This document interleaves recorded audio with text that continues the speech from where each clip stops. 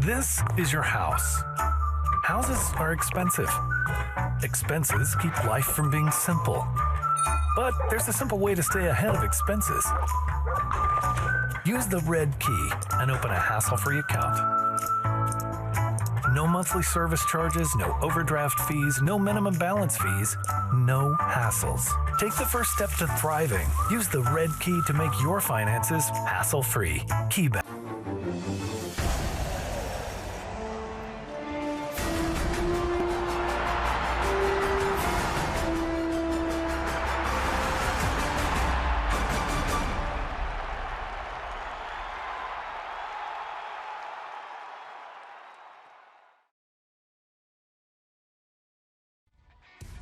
On a chilly Tuesday night in Portland, Oregon, the Portland Timbers and San Jose Earthquakes enter the 102nd Lamar Hunt U.S. Open Cup.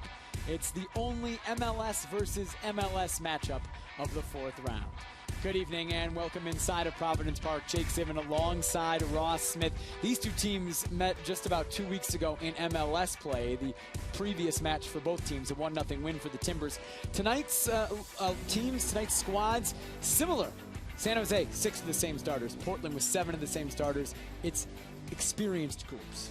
What you see is that both managers are showing a great deal of respect for this cup. And you talk about experienced groups for the Portland Timbers. 7 out of their starting 11 are 25 years or younger. But out of those 7, 402 MLS games. So it shows you the youngsters, they have experience. And Caleb Porter, he's been lining up to fight on all 3 fronts since the offseason. He's brought in players like Grabavoy, Valentine, Jack McInerney to prepare to fight for Cups competitions like U.S. Open Cup, CONCACAF. Just so happens, though, with the amount of injuries that they've had to go through, those players I mentioned have received solid minutes, and they've given competition for places. Caleb Porter putting out 7 players, as Ross mentioned, under the age of 25, but 400 minutes combined between, 400 games combined, over 400 games combined between them in MLS play. Caleb Porter's starting lineup, Dominic Kinnear's starting lineup as well, coming out onto the pitch. You see some of the experience the Timbers are bringing. Diego Valeri, Jack Jewsbury, Liam Ridgewell, all in the starting 11 for Portland. These two teams meeting for the second straight match. The Timbers won 1-0 on June 1st right here at Providence Park in MLS play.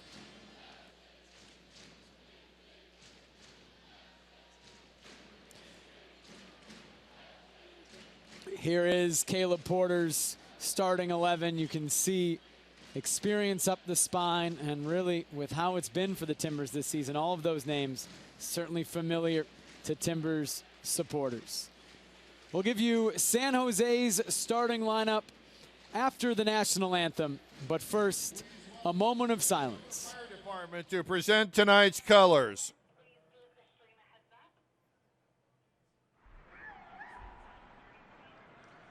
Ladies and gentlemen, please stand and remove your hats as we pay tribute to all those affected by the tragic events that took place this weekend in Orlando, Florida. At this time, the San Jose Earthquakes and Portland Timbers ask that you join us in observing a moment of silence.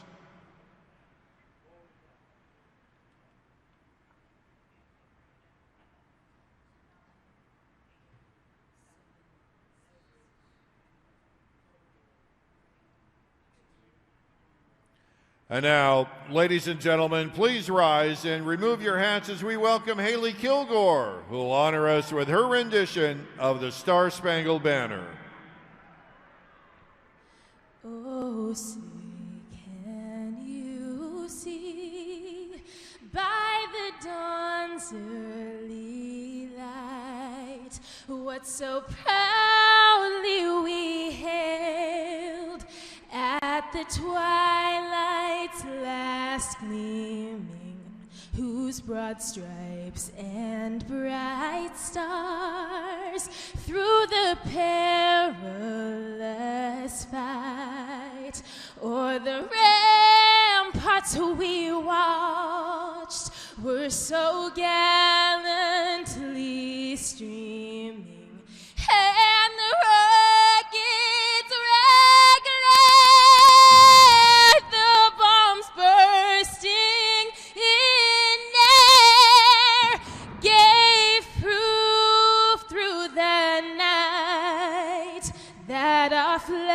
flag was still there. Oh, say does that star-spangled banner yet wave o'er the land of the free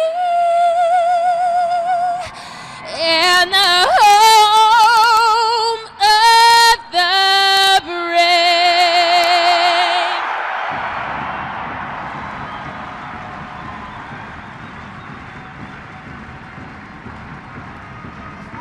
A tifo from the Timbers Army to commemorate the team's entry into the 2016 Lamar Hunt U.S. Open.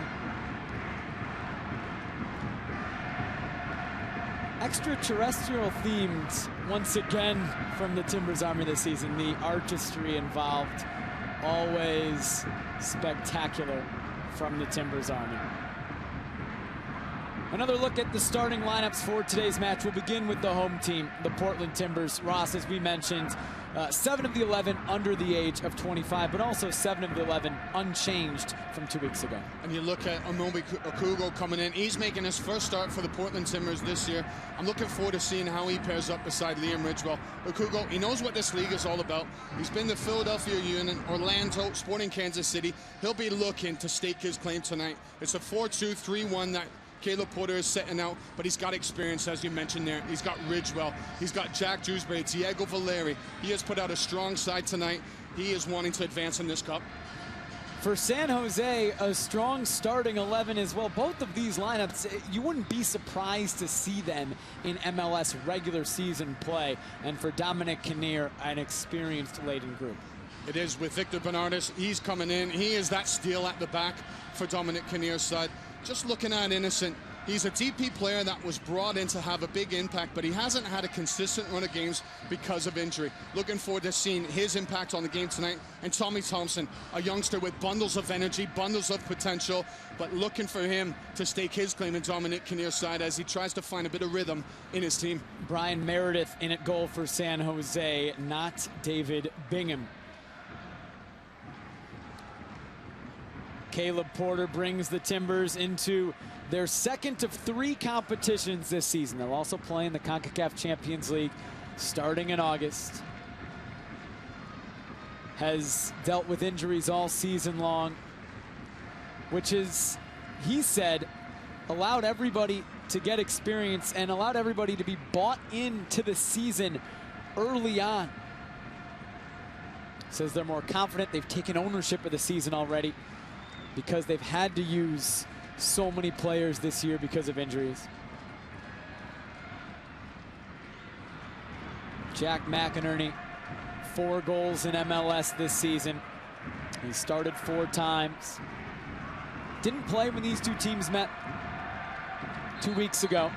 Of course, that possibly a product of Dairon Aspria's red card just before halftime that saw the Timbers play the second half down a man and hold on to win 1-0. We had a moment of silence before the national anthem. The Timbers Army with a banner as well in honor of the victims of this weekend's terror attack in Orlando.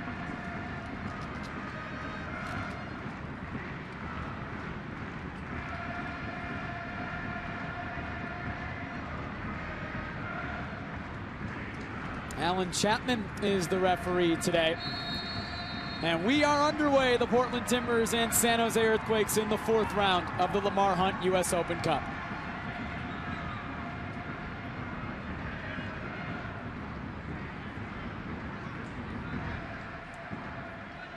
An experienced and young side for Caleb Porter.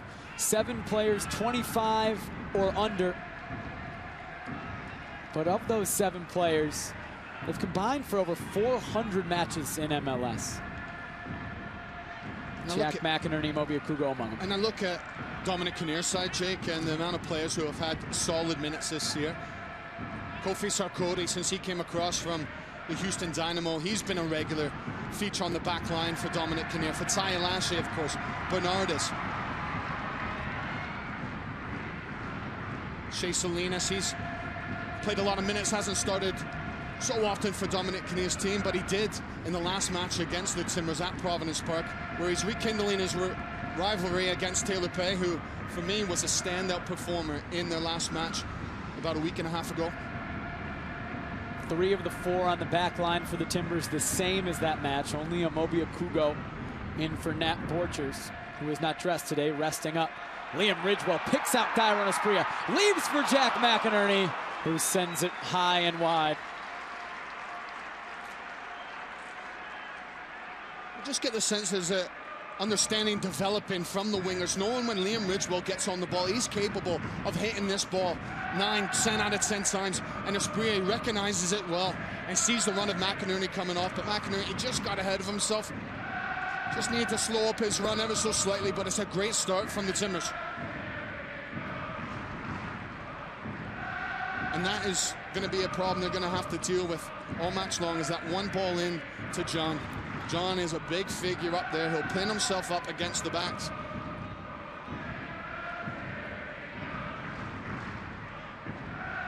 Adam John making his first start in a competitive match this season. 8 substitute appearances in MLS play.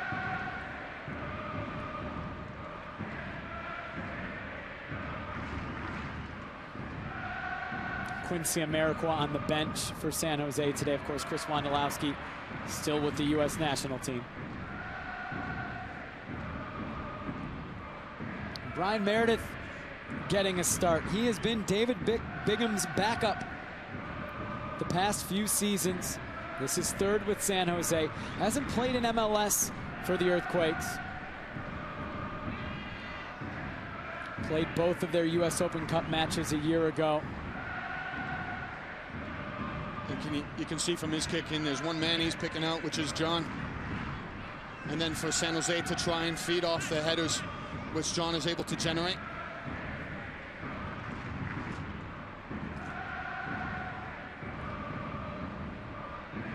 Innocent for Ty Alashe. Chad Barrett shakes off Liam Ridgewell, plays Tommy Thompson through. Okugo comes over to break it up. Nice solid step from Okugo. Good first impression to make, and that sets you up with your confidence going forward. McInerney was trying to find Espria, so Cody was there. It does look that Dominic Kinnear is setting out a lineup of a 4-4-2. For Ty Lashley, he'll be one to just sit and hold that midfield, where Tommy Thompson, he can do both. He can help out defensively, but he can burst out of that midfield. McInerney racing after it. Meredith was quick off his line. 26 years old, Brian Meredith has played 12 matches in MLS in his career, all for the Seattle Sounders in 2012. Did not get to take part in the fantastic rivalry between the Sounders and Timbers while he was in Seattle. Well, that's all of his MLS experience. Came 4 years ago.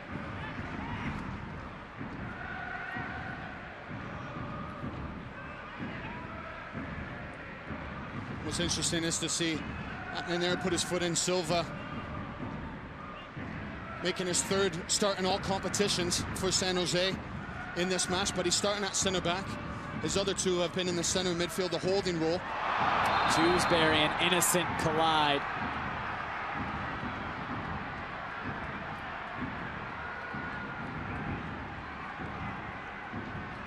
Shook it off well, Dewsbury.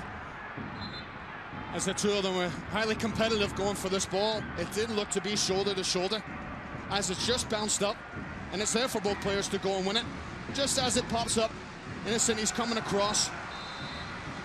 There is just a slight arm up, but I think that's more for protection for Innocent. Timbers happy to see Dewsbury get back to his feet. Valeri taken away by San Jose. I mentioned the 4-4-2, but look for the outside men, Salinas and Innocent. For them looking to push on and to join in.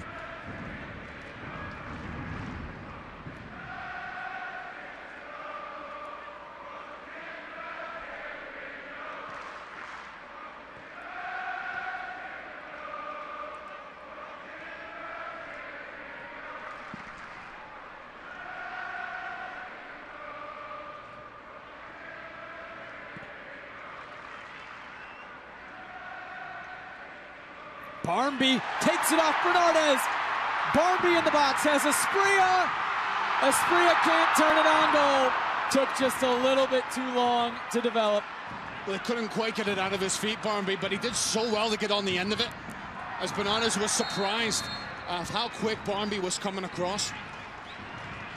Barmby, he did take the touch on with the bottom of his foot, with the sole of his foot, but he was going for the ball. It was the only way the angle of his foot could get a touch on the ball and go through. Just feels a big night for him, for Jack Barmby. Only his second start in all competitions. His first start against Orlando City was at left back, and he'll be the first to say it was a disappointing performance by his standard. So him starting at left wing tonight will be interesting to see how he imposes himself. He played 45 minutes for T2, which are the Timbers USL affiliate, on Saturday night in preparation for this match. Took a corner kick that resulted in an own goal. T2's lone goal of that match. Pay sends forward for McInerney. No call as Silva wins it cleanly.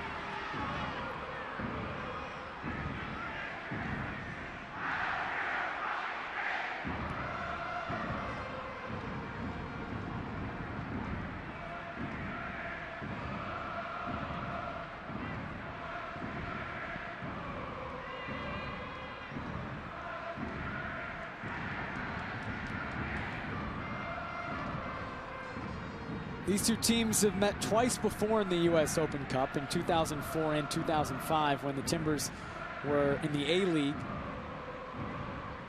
San Jose won both of those matches. Both were played here at what's now known as Providence Park. Pay looking for Asprilla in the corner. Tried to get it off of Sarkodie, didn't get it there in time. Good decision, though. Nothing was on through the midfield. He didn't force it. And Asprilla, recognizing that, just decided to run in behind. There's a nice intensity about this match, the way things have started. It's the only MLS versus MLS matchup of the fourth round. Second straight year the Timbers are placed in the only MLS versus MLS matchup. Innocent gets around Valentin, finds Salinas. Glorious chance for San Jose. Salinas couldn't keep it down. Well, the Timbers get away with one here, as Innocent does well to evade two tackles coming in, and it's nice and smooth, nice footwork. And as Ridgewell comes in, he pops it back. So a good run by Salinas, but the ball was just a little bit behind Salinas. He couldn't get ahead of it and get his foot wrapped around.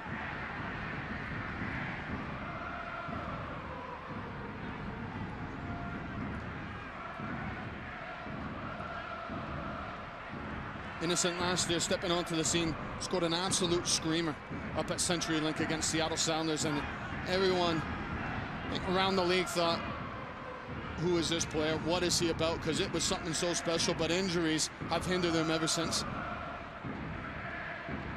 Played just 7 matches last season, 5 this year. Has only made 7 starts in his San Jose MLS career. Has just that lone goal that Ross was referring to.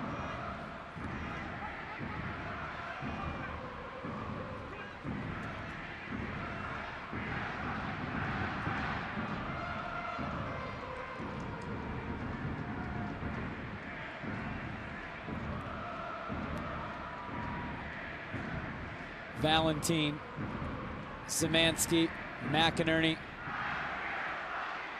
Taylor Pay. Started 2 weeks ago against San Jose, his first of the season in MLS. Valeria backheel towards McInerney. Wasn't quite on the same page. There's such a zip and freshness about the Timbers play, and I think where you've had such a long layoff, you wonder with players coming back, would there be signs of rust? Would there be signs of their legs being a bit tired, just getting up to the pace of a match? Doesn't look like it early on. Salinas to Chad Barrett. Sends it wide to Cordell Cato.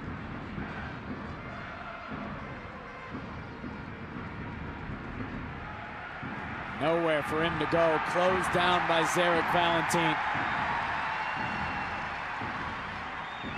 That's where I think there's a very intelligent crowd that comes to these games at Providence Park. They recognize the effort going in there for Valentin not to allow Cato to turn around to get faced at goal. Caleb Porter just raising a thumb of approval to Valentin just to let him know you've done well there.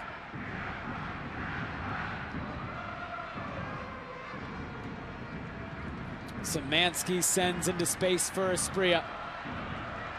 He ran it down. Nobody's in the box. It's easy for Meredith.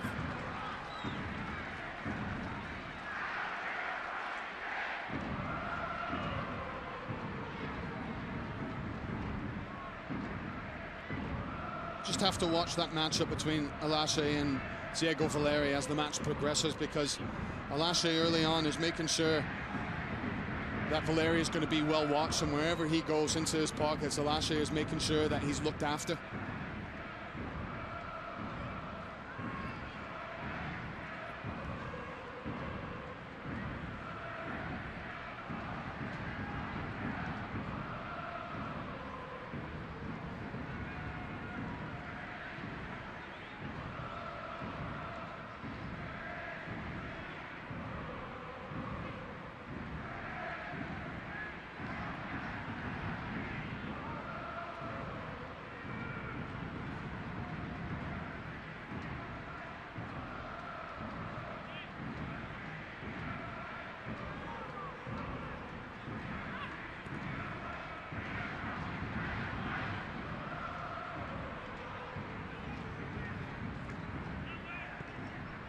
There's patience by the Timbers, while San Jose are looking to just set up in that middle block. Middle area of the pitch, just making sure that they keep things squeezed up when the ball gets into these areas. Diego Valeri turns.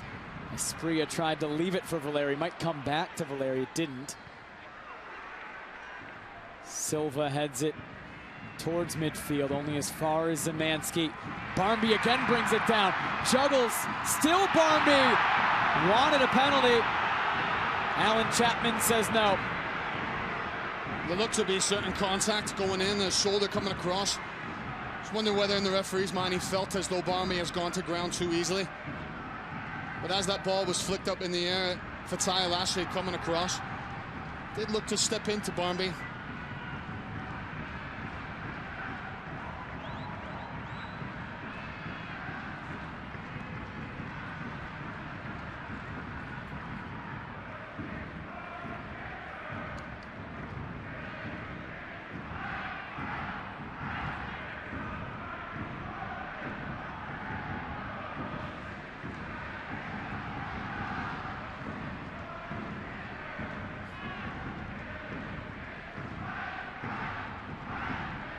Fatai Alashe to Chad Barrett.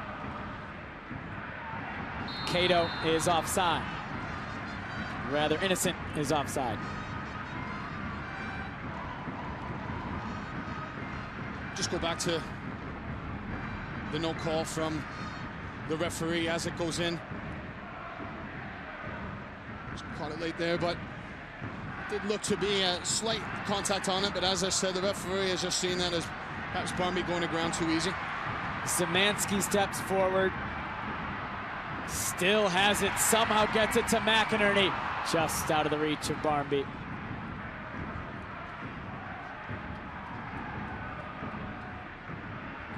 Here's Cordell Cato. Out wide to Innocent. Nobody there for San Jose. Valentin helps it outside of the 18. Oh, Barmby gave it away. Now it's Tommy Thompson. Chad Barrett, swing and a miss. He stuffed his lines there. Chad Barrett upset at himself as he smacks his hands together, but Barmby, that'll be a warning sign for him to make sure that he saves his bit of magic, his bit of trickery for different areas of the pitch. We talked about seeing him, and we watched him in T2 play 45 minutes, and he did so many things that were very good, and he caused all kinds of problems against the San Antonio defense. But the one thing at the end of the first half, he got caught in possession and he almost got punished going the other way. You just think this level things go up a little bit more, and you got to pick your moments where you try to play and there's a thing of overplaying where you just got to get rid of it.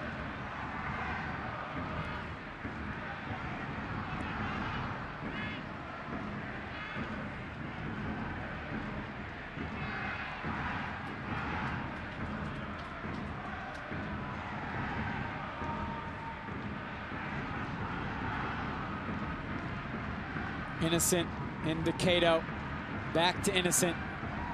Valentine takes it away. Nobody went after it for the Timbers. Zemanski won it back. McInerney, great ball through to Valeri, but he's offside. The flag is up. It was the right decision. Valeri had gone a couple of yards off. Whether he agrees, but the line did step well for San Jose. As they came up, they saw what Jack McInerney was looking to do with the ball. Cordell Cato just coming in. He'll play out of midfield on either side, right or left, but he's doing job tonight at right back. He can also play as a fullback where he is. But because he's in the lineup, Kofi Sarkodie has come over to the left-hand side where, for the most part, Sarkodie, he operates on the right side of defense, but right-footed player playing left back tonight. Adam Chan is offside. Kofi Sarkodie, one of several players in MLS who played for Caleb Porter at Akron. He was on that 2010 national championship team.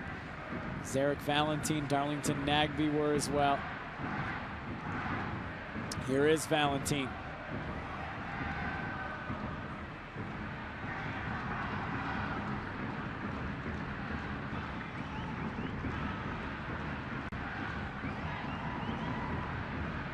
Taylor Pay. Just seeing Asprilla, he's having a nice battle with Sarkodie. He's making all kinds of little movements. It's just slightly different from Asprilla, where he looks willing to run in the attack and try and be creative with his movement to get on the ball or to open up a space. Zemanski wide to Valentine. He's looking for the run of Barmby. It was broken up. Ridgewell will step forward. Valeri floated to the back post. Got all the way through. Sarkodie and McInerney will be brought to Alan Chapman for a chat. There's a bit of bite about Sarkodie. He's not happy. As they do with this at the back stick, which is a good ball from Valeri. Whether Sarkodie, that's it, right there. Jack McInerney stuck out the leg. And Sarkodie has every right to be a little upset over that. It's an annoyed challenge by McInerney. Goal kick did not make it outside of the 18, so Alan Chapman's gonna make Brian Meredith take it again. Third straight match for the Timbers that's happened. Rarely see it. 3 times now in a row, the opposing team has failed to get a goal kick or a free kick in their own 18, outside of the 18-yard box. Right. Things happen in threes. Must be. Just as we sense the bite that's going on the pitch, there's a certain bitterness, a bite in the air, a freshness, a crispness to things, and that's been related by the players' movement around the pitch and their energy that they're showing. There's a nice coolness about the day that is set in. It's in the mid-50s, certainly unseasonably cool for mid-June. Zemanski steps forward, finds Barmby. Barmby goes down, gets back up, hits it right at Meredith. Yeah, and the referee is saying he played advantage, whereas Barmby, in hindsight, would like it back because the ball didn't end up where he would have liked. But there's a foul, and he does well to get right back up. And he gets his contact away, but Barmby would rather see that call being brought back for a free kick.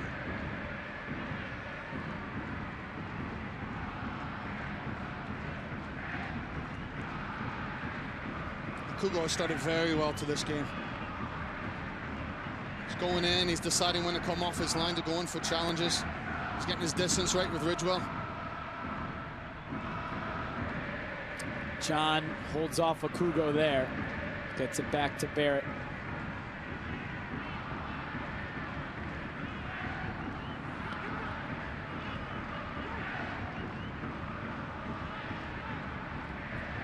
McInerney takes it away from Barrett.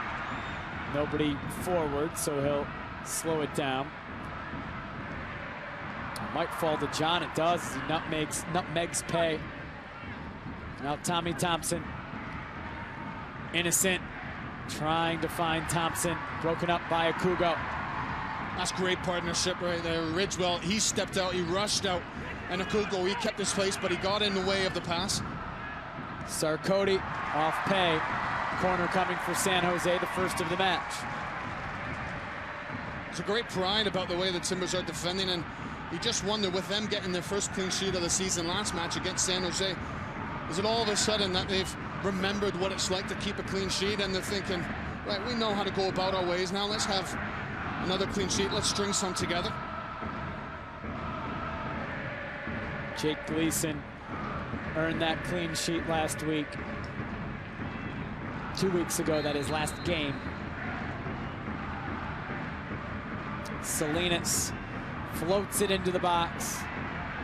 Came off at least Taylor Pay, if not another one of his teammates. Second corner coming.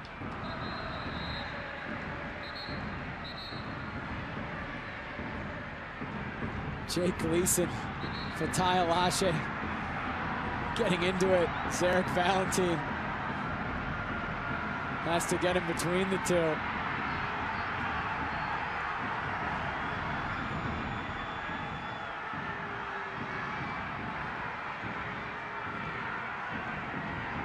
Fatai Alashe, former Portland Timber under 23. Certainly knows the organization well, has played here before wearing green. Spent the summer before his senior year of college here in Portland. He's then drafted 4th overall out of Michigan State by San Jose. Lash is going right back there, isn't he? Whether in his time Jake Gleason didn't buy him lunch or something, they're not happy with one another. Finally, the corner comes in. Flicked on. Innocent trying to bring it down. Akugo making it difficult. Innocent still has it. Shot blocked by Valentine. Nice bit of skill from Silva to juggle over Valeri, but then it's given away. McInerney chopped down by Alashe. Well, the referee's going to have to get a hold of this, because that is petulant by Alashe. He was always going to bring down McInerney there. He was always looking for a foul to get rid of his aggression. And it is bubbling. A few tasty challenges going in. Be interesting to see how the referee handles.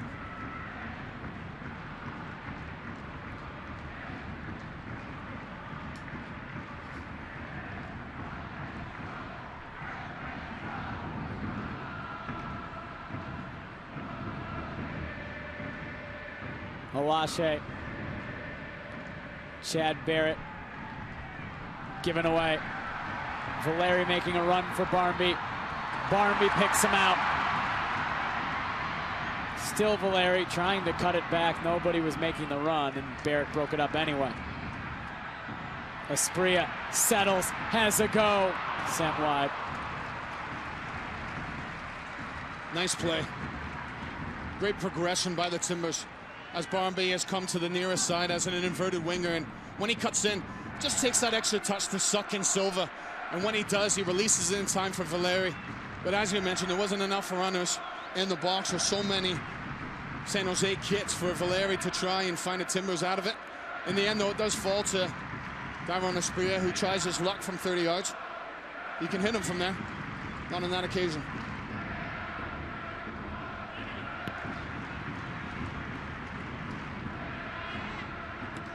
Silva tried to play it safe. He hit it straight up into the air. Falls to Szymanski. A lot of room for Asprilla. Closed down by Cato. Asprilla. This one is on goal. Meredith goes down and gets it. Nice and decisive. Saw that he was 1v1 with Cato and decided just to check at him and then shift it last second. There's the check. Stand him up, freeze him, then shift it towards goal. Again, he couldn't get the contact that he would have liked, or the direction, but that's a couple times now that he's stinging the hands of Meredith.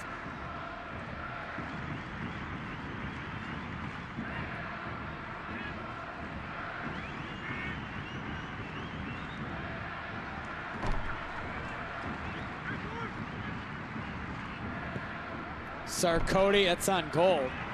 Gleason handled it.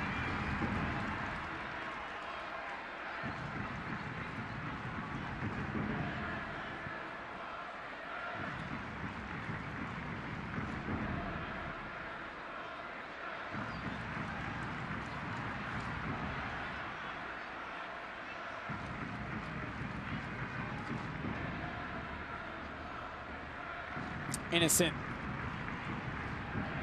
Still Innocent. Pushes wide to Barrett. Back post looking for John. Pay got a foot to it. He had to. Touch around Sarkodie, goes down, and a foul called.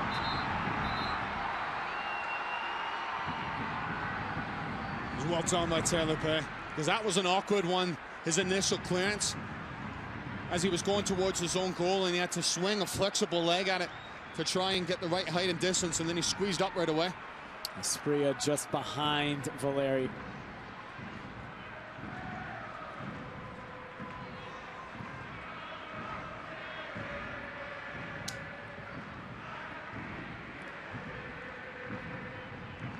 Just wonder whether the Timbers can keep up this pace.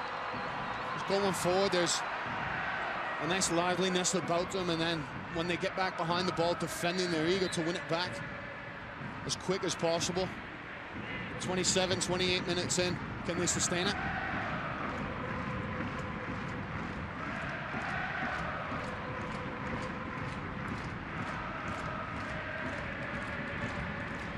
John is just looking around. That's a couple headers that he has won now, and he's looking to his teammates, wondering, well, where's the other runs? Where's the seconds coming?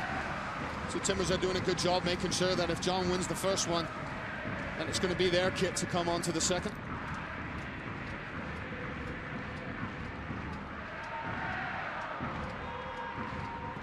Akugo over the top. Bernardez handled it for San Jose. The Timbers are prodding that area just down the side of Silva. Just trying to get it into that channel.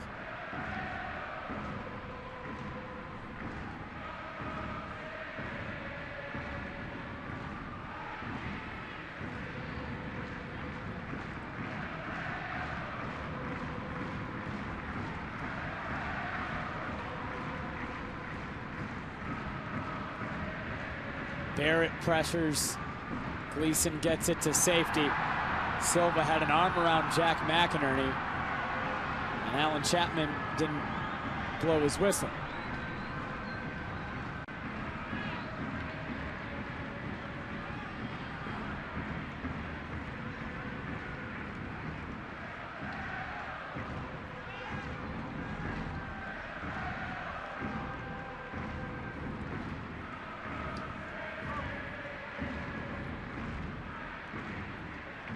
Bernardez over the top looking for John. Ridgewell just kind of let him run up on his back.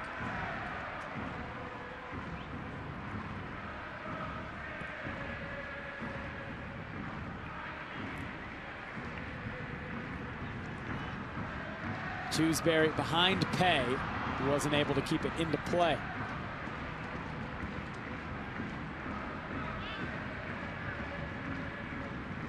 Alashe. Kugo cuts it out.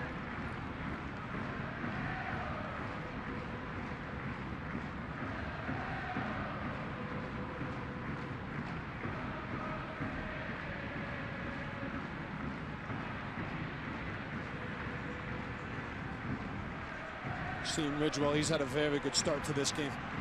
Valentine picked out Valeri. Alashe controlled it for San Jose. Gets it to midfield.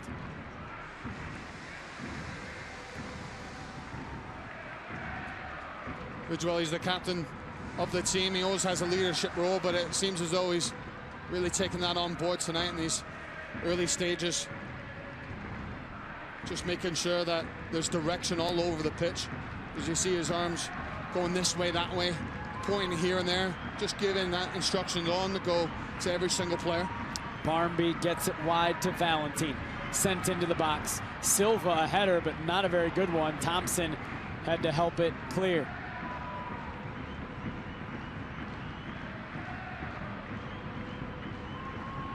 Adam John has Cato making a run, instead goes back to Innocent. Now Chad Barrett, Beaverton, Oregon native, just outside of Portland. Sends wide to Kofi Sarkodie. Back to Barrett, into the box. Came off the head of Thompson. Bridgewell heads it straight into the air. John gets a header, and it's wide of the net. Here's your chance to win 4 tickets to an upcoming Timbers game and to take shots on goal and win free gas with 76's halftime kick sweepstakes. Score some goals, win free gas, drive home happy. Go to timbers.com/76 for full details.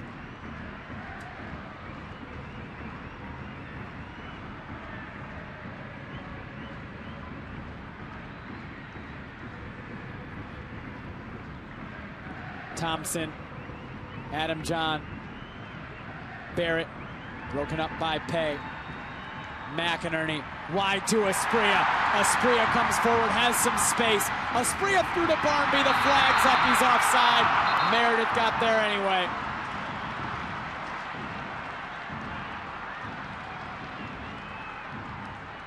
It was a good decision by the referee, as Asprilla just couldn't get onto the ball quick enough to set on Jack Barmby. But it was a good break by the Timbers. They broke at speed, at pace, and it all came from Jack McInerney's layoff into an area for Asprilla to run onto.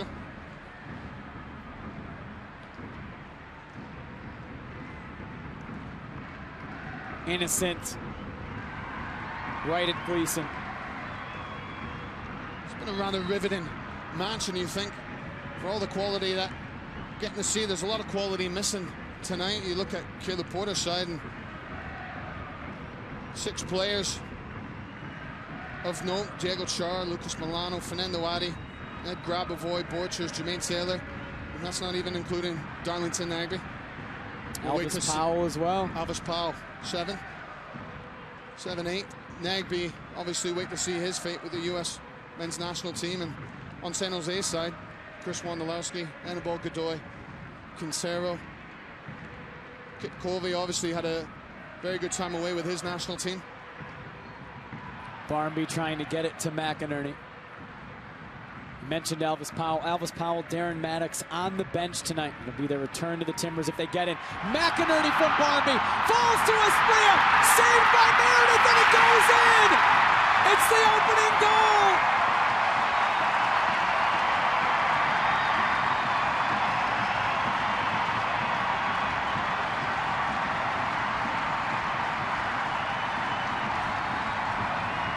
Well, there was a question here whether this was offside.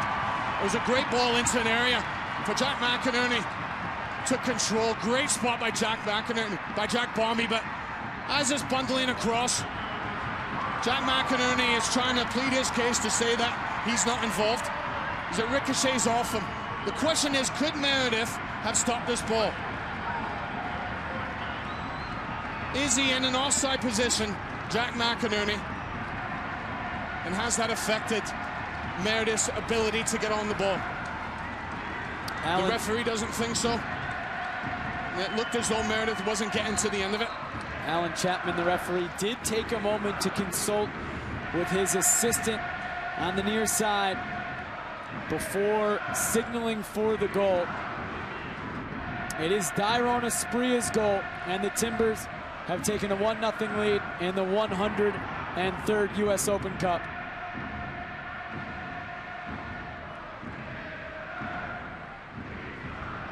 That is a big decision, because Jack McInerney is obviously in the area, and does he become active? And so to take another look at it, as we'll go, could Meredith have done anything about it? Did seem clear that McInerney made sure not to go after the ball. He didn't touch it. Of course, that's not the question. The question is whether or not he impeded Brian Meredith from getting to the ball. Is he active in the play? Does he affect the play? Does he affect Meredith's ability to get on the ball? That is the question. It's ruled a goal. Timber Joey revs up the chainsaw. The first log slice of the 103rd Lamar Hunt U.S. Open Cup. It'll belong to Dairon Asprilla.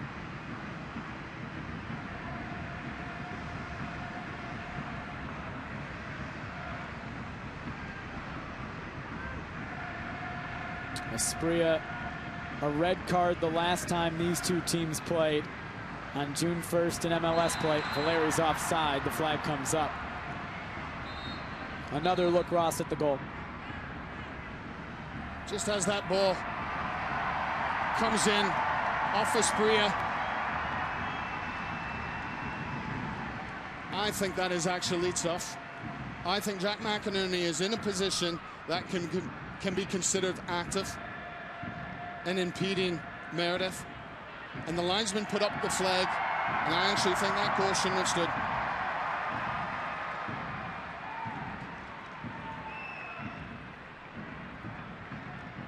The Timbers will certainly take it, and they'll take the 1-0 lead.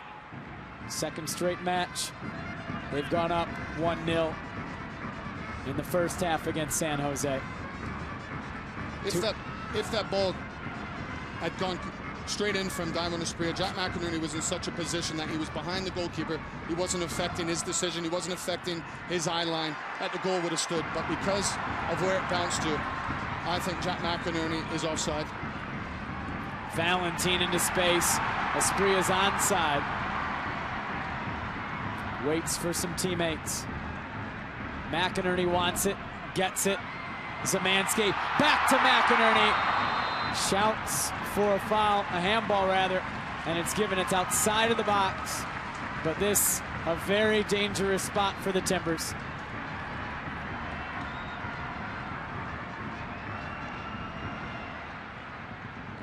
A few San Jose players want to have a conversation with Chapman.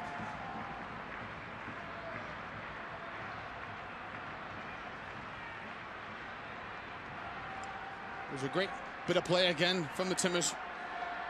Finding their way through. They're poking more holes against San Jose here. As that just comes up. And it clips Silva. His arm is down behind his side, but do you think from there that the ball is soft enough going in that could have pulled that hand back?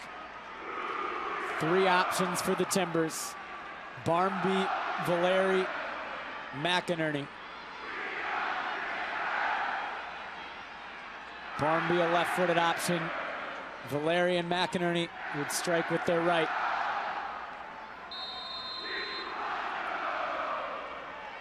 It will be McInerney! Magical from Jack Mack! 2-0!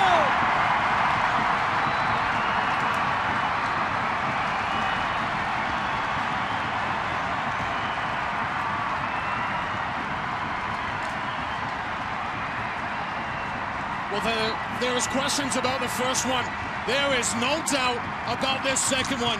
As Jack McInerney steps up to the edge and he thunders a strike beyond Meredith. Absolutely takes the skin off of it. As he catches it just right, it's curling, it's got power. And it goes soaring past Meredith.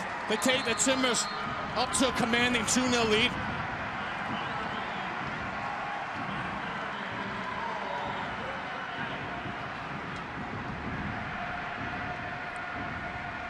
Jack McInerney's 5th in all competitions this season.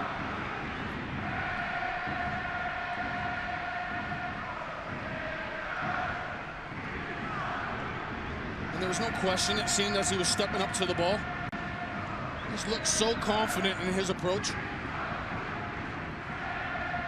4th goal from a free kick, direct free kick for the Timbers this season in all competitions.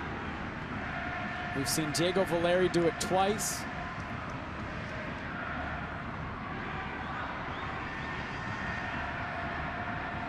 We've seen Darlington Nagbe do it. And now Jack McInerney. An embarrassment of riches almost. All from a similar distance away.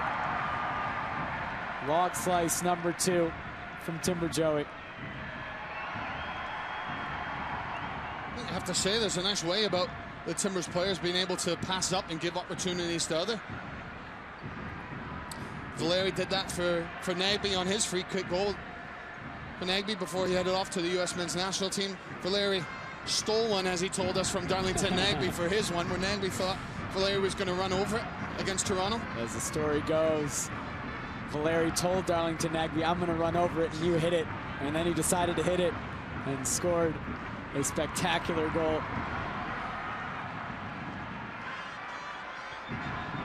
Valeri trying to find Pay behind Sarkodie. Taylor Pay called for a foul.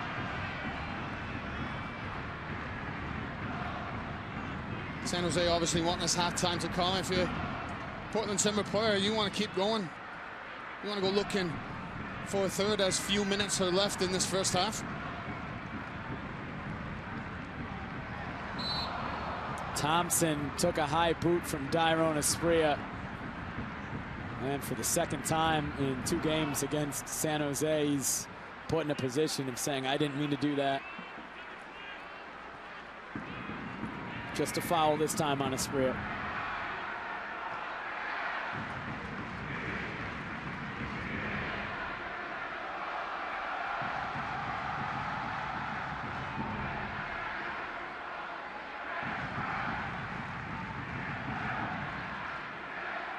Again, that is superb from Liam Ridgewell. He's come out, he's won the header, but not only that, he's guided it to one of his teammates that he knows he can settle the ball enough for them.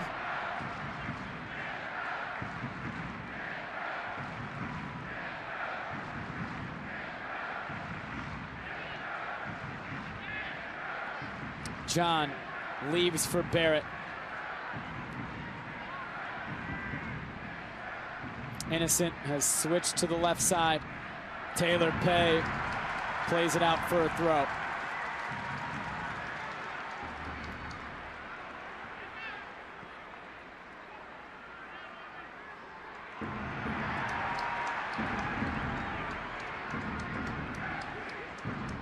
Pay into space.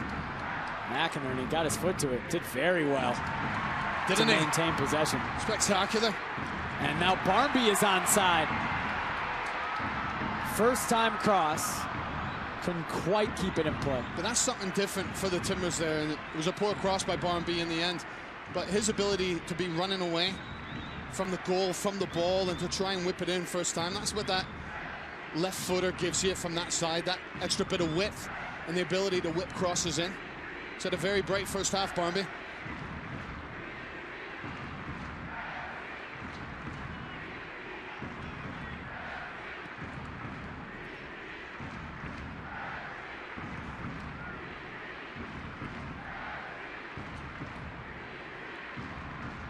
Valeri tried to leave for Szymanski. Thompson comes the other way. Barrett tries it from distance, sends it towards the Timbers army.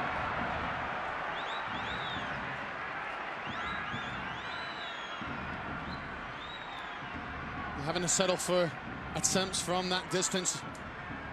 But Barrett, he had no other real option except to pull the ball back and to try and keep on it as Ben Szymanski was putting pressure from behind.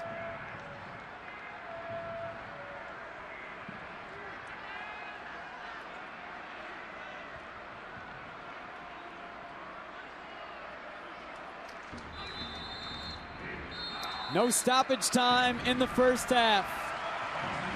Jack McInerney's free kick goal, certainly the highlight of the first 45 as the 2 goal scorers walk off the pitch together.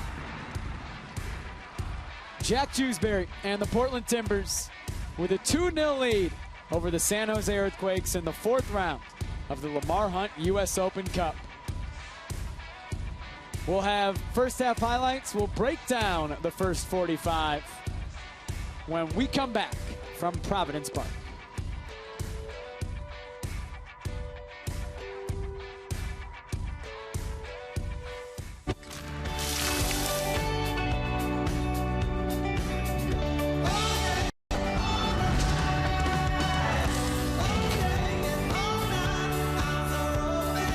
Your house. Houses are expensive. Expenses keep life from being simple. But there's a simple way to stay ahead of expenses. Use the red key and open a hassle-free account. No monthly service charges, no overdraft fees, no minimum balance fees, no hassles. Take the first step to thriving. Use the red key to make your finances hassle-free. KeyBank.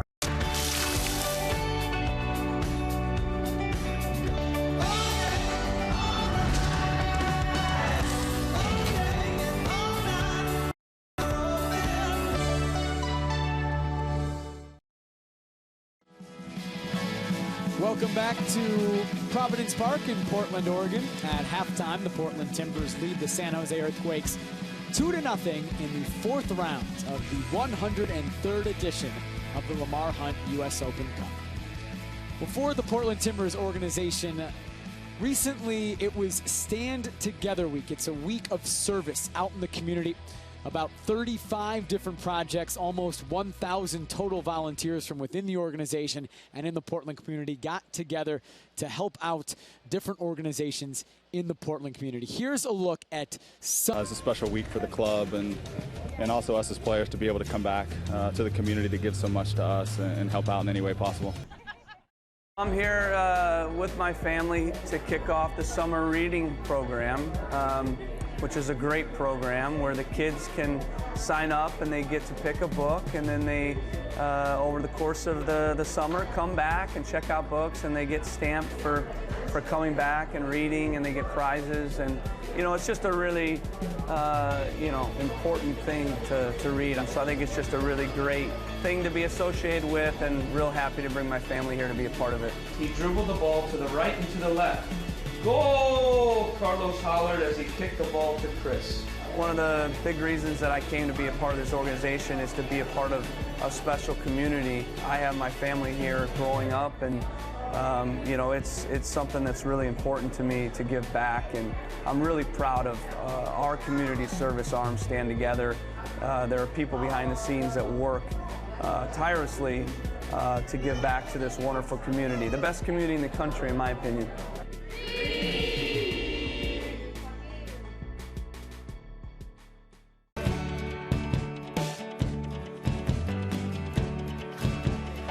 Merritt Paulson here at the Oregon Food Bank. What did you get involved with today? Helping these guys do some heavy lifting. They, had a lot of explanation about what could go where and what could be moved and what expiration dates mattered in terms of packing, and it was too much for a guy with my low IQ to process, so they just put me on the lifting station and let me load the trays. But of course that ended up needing to be a little more puzzle-like. My kids would have liked it, but I'm bad at puzzles too, so I'd say I was about a B- level performer, hopefully okay. Since you have given back as part of the Blazers community, and now you're getting your first experience with the Timbers, who does it better? I think it's a tie. The Blazers did draft me. The Timber didn't draft me. I think it's such a good thing. You don't normally be able to come out here and give back to the community and try and help out. Like I said earlier, it's not really us that should be getting interviewed and pictured. It's the workers behind us that put in all the hard work. So it's a pleasure for us to be able to come out and help them. This is now the 5th year of Stand Together Week. Is it something you look forward to every year? There's a couple signature things I look forward to. I look forward to this Stand Together Awards benefit dinner. I look forward to Stand Together Week. Obviously look forward on the game side to our opening game, our first playoff game, winning a championship, which hopefully will make an annual event. But no doubt this is something I personally look forward to every year.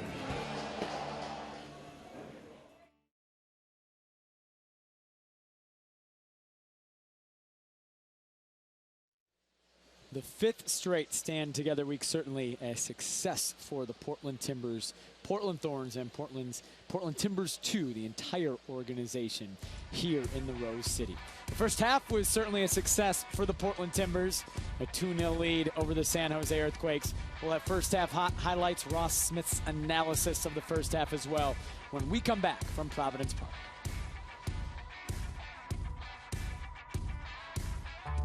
This is your house. Houses are expensive. Expenses keep life from being simple. But there's a simple way to stay ahead of expenses. Use the red key and open a hassle-free account. No monthly service charges, no overdraft fees, no minimum balance fees, no hassles. Take the first step to thriving. Use the red key to make your finances hassle-free. Welcome back to Providence Park. The Portland Timbers with a 2-0 lead over the San Jose Earthquakes. This is the 4th round of the Lamar Hunt U.S. Open Cup. Ross, 45 minutes in the books in this match. What were your impressions of the first half? I thought it's one of the brightest halves that we've seen from the Timbers all season long. Just the cohesion amongst the group, and everybody seemed to add it right from the off, right from the whistle.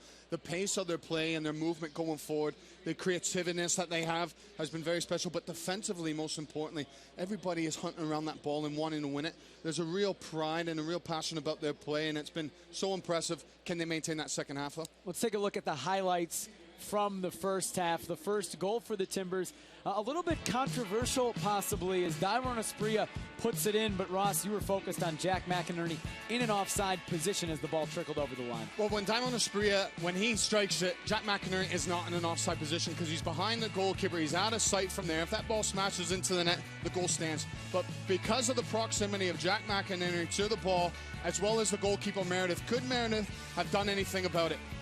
I don't know for certain that he couldn't, because he is diving still towards the ball and how slow that ball is trickling into the net, and given that McInerney is in the way, I think that is offside because Jack McInerney becomes active. A difficult call, but it stands. The log slice will go to Dairon Asprilla, and then Jack McInerney took a log slice for himself 5 minutes and later. He pats the badge. There was no doubt about this, was there? As he comes up to the ball, it was just a matter of formality almost, as he seemed to know exactly where that ball was going to end up, and he smashes it beyond the wall, beyond Meredith, to put the Timbers into a very strong hold of this game, 2-0. It's the only MLS versus MLS matchup in this 4th round of the Lamar Hunt U.S. Open Cup.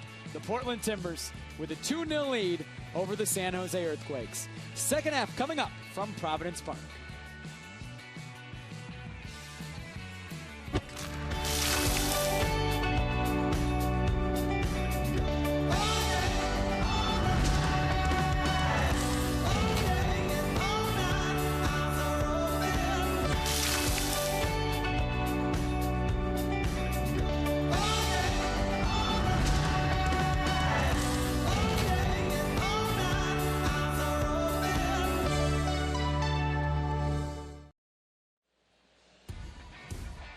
The teams have emerged from the locker rooms.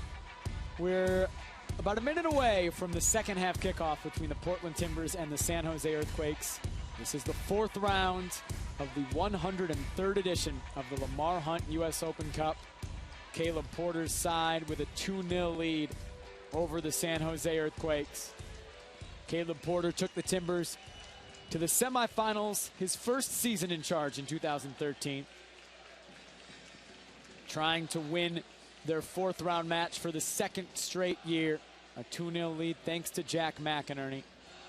Jack Barmby provided the service on the Timbers' first goal, which was scored by Dairon Asprilla. Ross, if you're Caleb Porter, what's your message to the team right now at halftime? Simply go again. Exactly what his team put out there in the first half. Can you replicate it? Because it was so good. There was so much going forward and so solid at the back.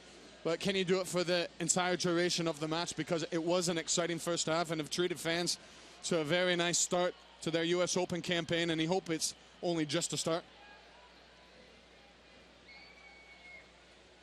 Taylor Pay making his 2nd straight start against the San Jose Earthquakes. And we're underway in the second half. The Portland Timbers and the San Jose Earthquakes, 4th rounds of the Lamar Hunt U.S. Open Cup. I mentioned Taylor Pay. You look, Ross, at guys like Taylor Pay, at Jack Barmby, at Amobi Akugo. The less experienced of this group as far as playing time this season with the Timbers, but still pretty much everybody, aside from Akugo, who just joined the team, has started this year in MLS play. What do you think about the performance specifically of those 3? Again, kind of the newer faces in the group. Well, I was looking forward to seeing what Taylor Pay would do for an encore after his performance last time against San Jose. And I think back to last season, Jake, just when he came on and he was asked to do a job at right back, you think of the LA game where the Timbers won 5-2. Taylor Pay was in there against Sebastian Lletget, and Sebastian Lletget had said going into that game, I cannot wait to come up against the right side of the Timbers defense. Well, we saw how Taylor Pay marked him out of the game. You go even a couple steps before that, Sporting Kansas City, Pay against Zuzi, I thought played him out the game. He has looked the exact same level, played the exact same level in quality tonight. Jack Barmby, I thought, has been terrific the first half, except for that one blunder where he almost got caught on the ball. But his service led to the first goal. He's looking to make runs inside as well, so it's not just staying out on the wings and whipping balls in. He's coming inside. He almost set up Dairon Asprilla as well. And then finally, Amobi Okugo, he's just sat in nice. He's had a nice, shouldn't say quiet, but when you say quiet, it's a compliment to defenders. He's had a nice, quiet, solid first half, doing everything that's been asked of him. Amobi Okugo making his first start for the Portland Timbers in any competition. Signed on May 16th. Taylor Pay, his second of the season. That's off of Pay, and it will be a goal kick for San Jose. Jack Barmby, his second start of the season, all competitions as well, and his first in the attack at left wing.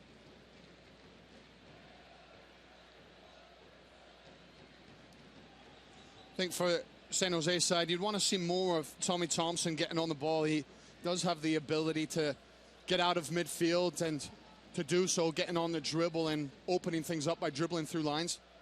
Shea Salinas, he started off the half nearest to us, operating on the right side with Innocent going over on the left. Salinas is on the right now. Cato plays it centrally to Alashe. Barrett chipping for John. Gleason let it run out with Innocent lurking.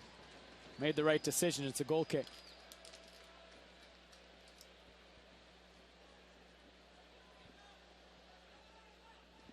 That's a great ball. Jake Gleason, just the tail that he put on that ball just to go into the path of Ridgewell. That was planned. It was from the goal kick. Timbers possessing now in the midfield.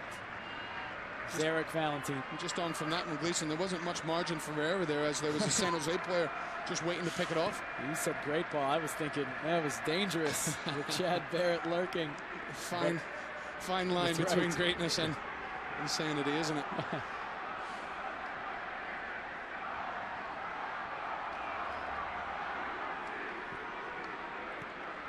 Valentin comes off Salinas.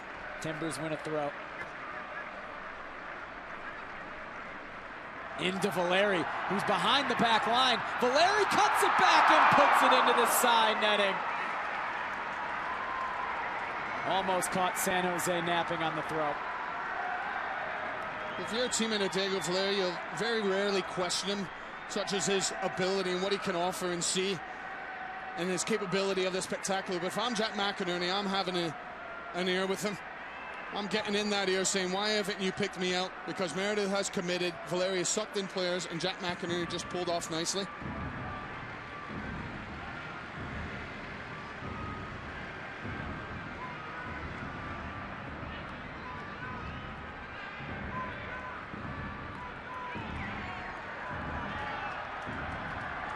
Meredith sent it straight out.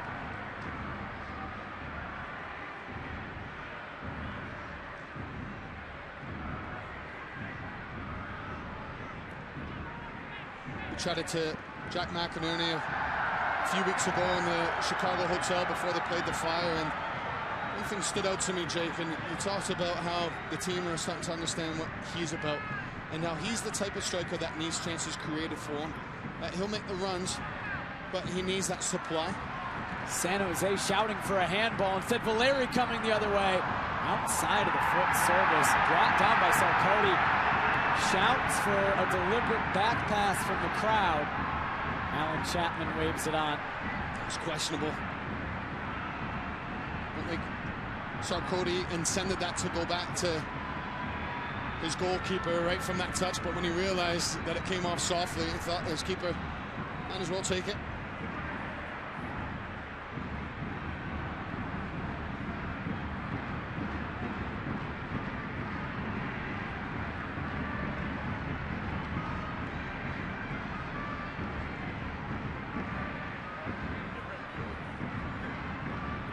Seen a whole lot of Innocent since his Nice run in the first half where he got beyond a player coming up to Liam Ridgewell, squaring it for Shea Salinas. Here he is now.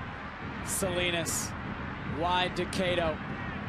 Chipped back in. Akugo wins the header. It'll be a San Jose corner. It's a difficult ball to deal with. And Akugo, he fought for this. Just look how Akugo is unwilling to give up his position. As John is right behind him, but Akugo stays with it. San Jose played the corner quick. Salinas looped to the back post. It went out of play, then came back in, so it's a goal kick for the Timbers.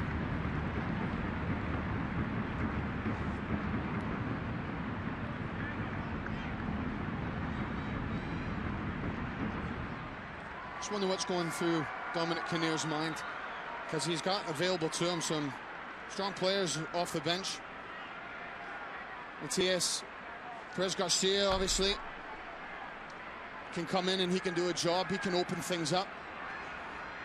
But you just wonder whether he's thinking about his game on Saturday against Orlando City. He's also got Quincy Amarikwa, who can come in off the bench. But it's 2-0. Far too much of a stretch to tire those legs possibly for the weekend.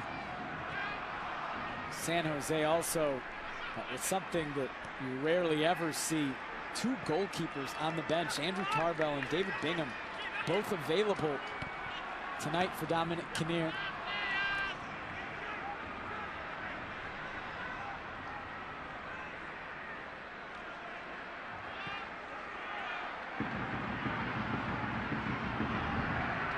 Ryan Meredith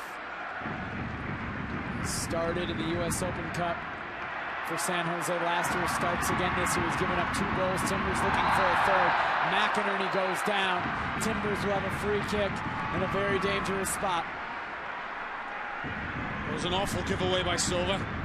He's missed his pass into the middle of the pitch, and Jack McInerney does a good job here because he wants to slip in Valeri, but he recognizes that he's offside if he plays that pass, so he decides just to roll it with the sole of his foot back up towards his teammates who were coming forward, but a foul took place. Jack McInerney scored on a direct free kick in the 40th minute. A spectacular strike from about 25 yards out. Similar distance, other side of the pitch, other side of the field is in near the Timbers Armory, but also on the right side of the pitch. McInerney's was on the left as the Timbers attack. And this is set it up nicely for a left footer. Left foot curler, but how generous is Diego Valeri in this situation here?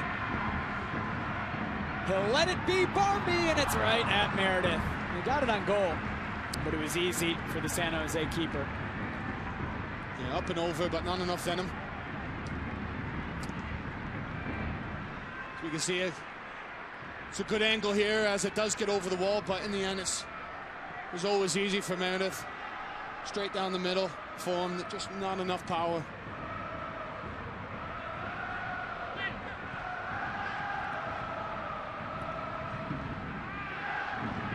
Alashe. John turns, has a hit, sends it well wide. Come see the Timbers 2015 MLS Championship ring at the Fred Meyer Jewelers in Oregon City on Friday, June 17th from 11 to 1. You can wear the ring and enter to win the ring. Visit fredmeyerjewelers.com/timbers to find out more.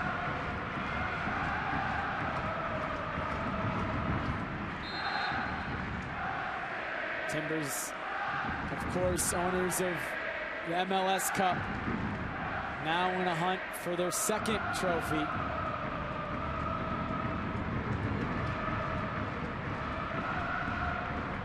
The Dewar Challenge Trophy, which goes to the winner of the Lamar Hunt U.S. Open Cup. First contested in 1914. This is the 103rd edition. 91 teams in the competition this season. The MLS teams enter in this round, the 4th round. This is the only 4th round matchup where 2 MLS teams have to play each other. Some real interesting matchups that are going to be happening in this round. I look at Seattle versus Kitsap Pumas, New York City FC against the Cosmos, Columbus Crew against Tampa Bay Rowdies, who have a very strong team, Rochester Rhinos against New York Red Bulls. Always are in tournaments such as these. Single elimination. Theoretically, any team in the States can enter.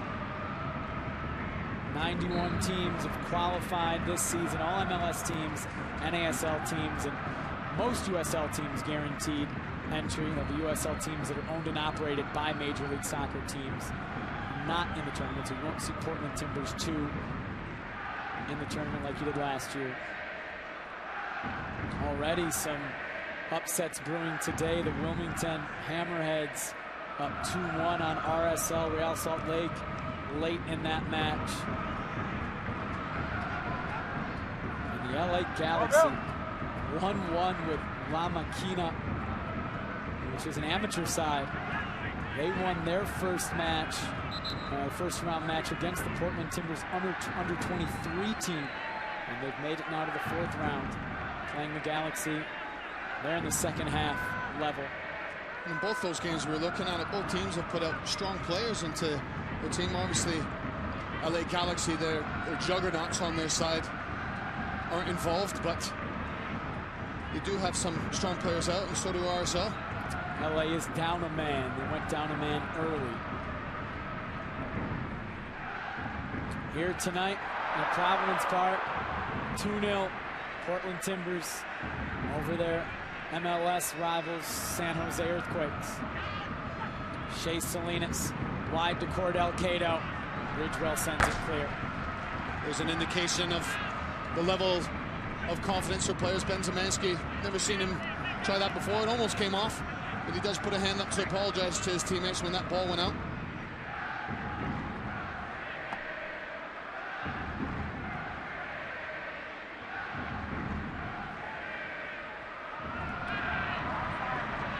Done a nice job, Dewsbury and Zemanski, just coming off their defenders, picking up the seconds, making sure they're just hanging about to clean things up.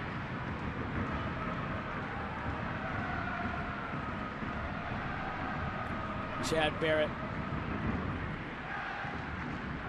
Innocent has Cato overlapping. There's Sarkodie overlapping. Sarkodie into the box just over the head of John. Comes out to Barrett. He brought it down with his arm. Handball called. Almost a perfect ball by Sarkodie. He overlapped well, but he just gets a little bit too high on the cross, and Ridgewell just following up behind gets a clearance as Chad Barrett tries to settle, but it flicks up into his hand.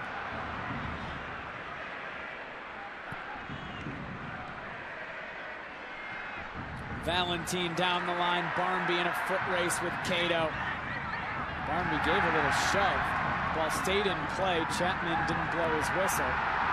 Timbers are saying it went out of play. Should have been a throw for Portland. Both players did seem to stop, Cato and Barmby. And Cato thought he was fouled, and I think Barmby thought the ball went out of play.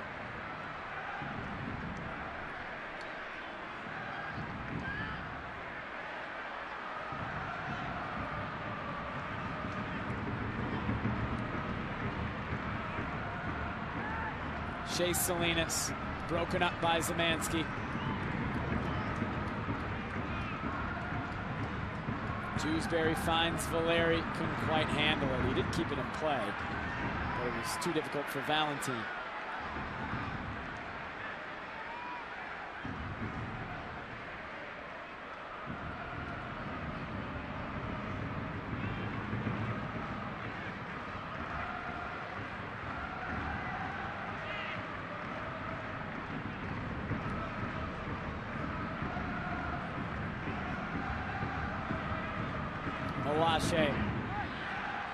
Has Barrett making a run. Too far. San Jose will make the first substitution of this match, as Marvell Wynn will come on for Victor Bernardez.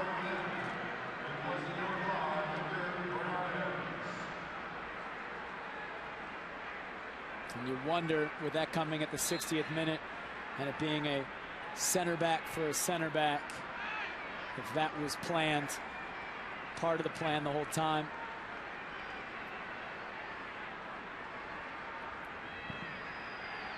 San Jose will travel to Orlando to play Orlando City this weekend as MLS play resumes after the Copa America break.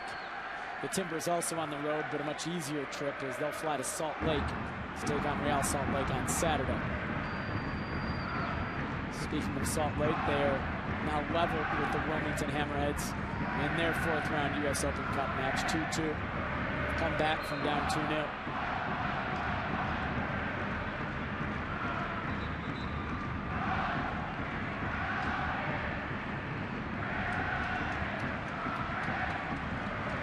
And the Timbers will make their first substitution of the match as Ned Grabavoy comes on for Jack Barmby.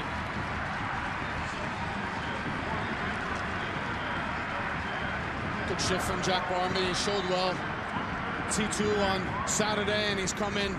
He's put in a very bright performance again tonight. Showing a lot of quality going forward. Ned Grabavoy started against San Jose. Gleason well off his line. He got it right, sends it into the crowd. Grabavoy started against San Jose 2 weeks ago in the 1-0 Timbers win.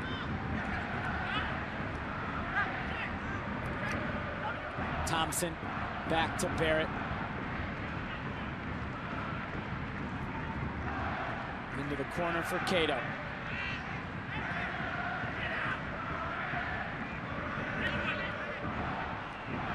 Thompson gets around Grabavoy.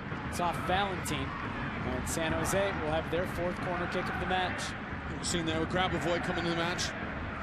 His purpose here, he's got the freshness in the legs, but he'll help out defensively and look to support Valentin.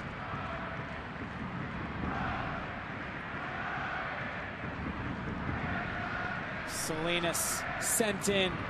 Shrewsbury won the header. Valeri smartly plays it back to McInerney, who then gets it clear. Asprilla off Silva. Timbers throw coming.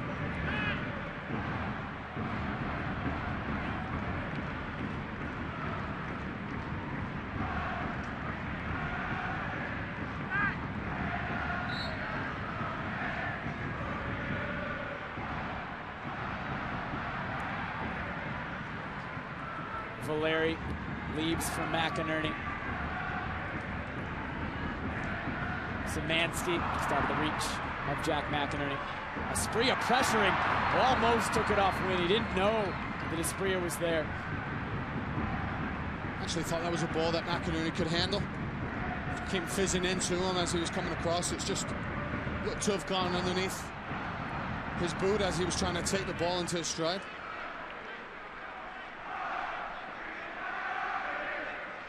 Since it's the period of the game now that San Jose are going to try and find their way through, find a way back into the game. The other end, if the Timbers can find the 3rd goal at 3-0, that's a long way back.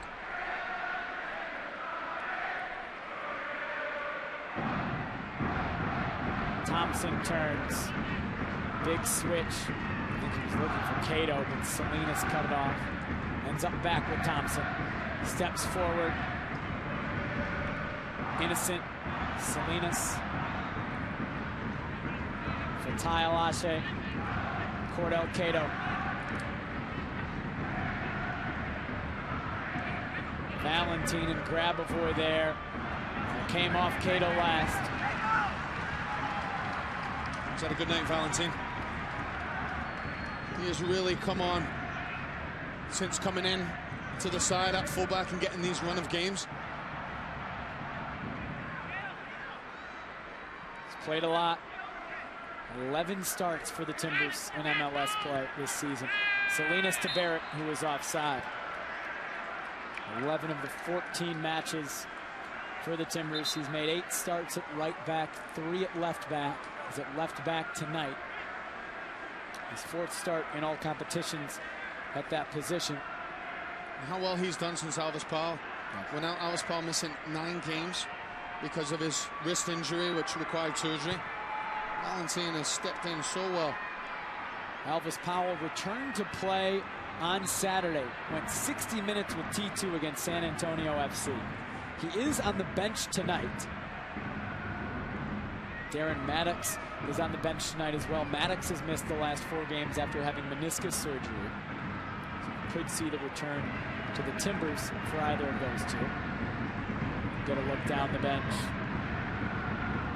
There's Nico Brett, he's in the team. He's been starring for T2 this season. Made his Timbers debut as a stoppage time sub against Vancouver on May 22nd as well. Shea Salinas floated into the box. Innocent at the back post. And that didn't come off pay. That's a goal kick for the Timbers. You look at the bench, but also the freshness of players that Caleb Porter has in his back pocket with Chara, Milano, Addy, Jermaine Taylor will be coming back from the Jamaican national team, Nat Borchers. And then you put that in with experience of Liam Ridgewell, Diego Valeri. You have to think that those 2 players are going to feature at the weekend. Ben Zemanski, Eric Valentin, guys that are durable, guys that have that bit of grit about them to play a couple matches in a week. Certainly has options, does Caleb Porter, as Tommy Thompson comes forward. Now Innocent. Barrett. Sarkodie. Under pressure from Espria, gets it to Innocent. It's off Taylor Pay.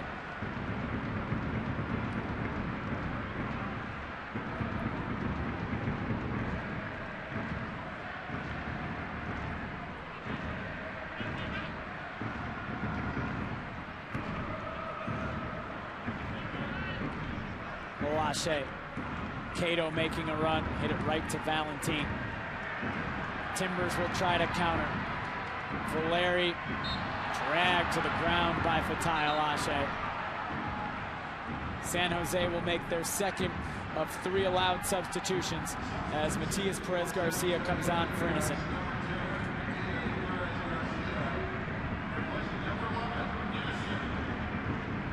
This is a player that can open things up. Perez Garcia coming in, very technical, nice left foot. He can find the littlest of spaces and be able to pick his head up and find the pass that can break through a team.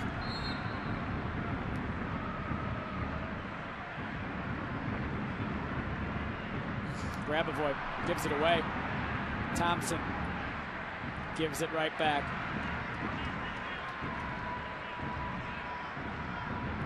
Been more defensive from the Timbers over this last spell. It hasn't been quite the same verve of which we saw from them in the first half. Couple sloppy passes. Valentin gives it away. Here's Tommy Thompson running at Ridgewell. Shot blocked by Ridgewell. Handled that well. As he didn't get sucked out by Tommy Thompson, because Thompson would have fancied himself just to knock it past Ridgewell and goal. Ridgewell waited to close down that space behind them and waited for that moment when Thompson was coming in on him.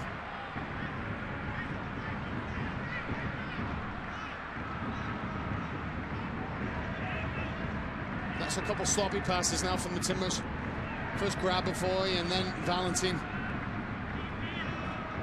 Just taking the foot ever so slightly off the pedal here. Diego Valeri was whistled for a handball, so Matias Perez Garcia driven into the box. McInerney wins a defensive header. Perez Garcia, fancy footwork. No foul called. Valeri goes down, and a foul is called.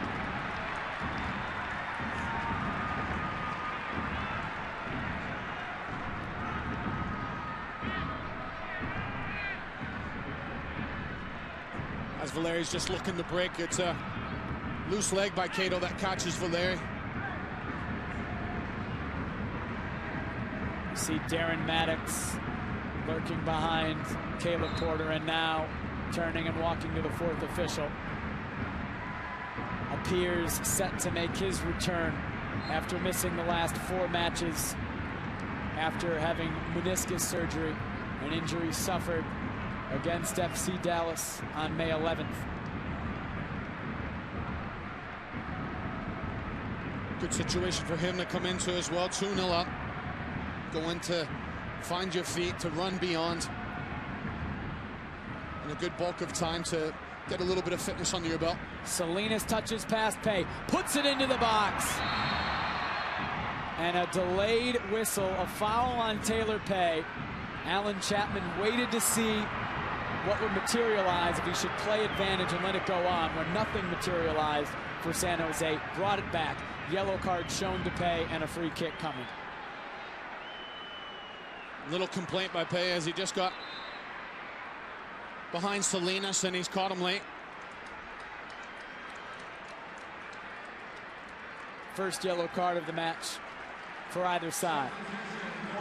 Second player substitution of this match for Caleb Porter as Diego Valeri sends his respects to the 16,000 plus in attendance tonight.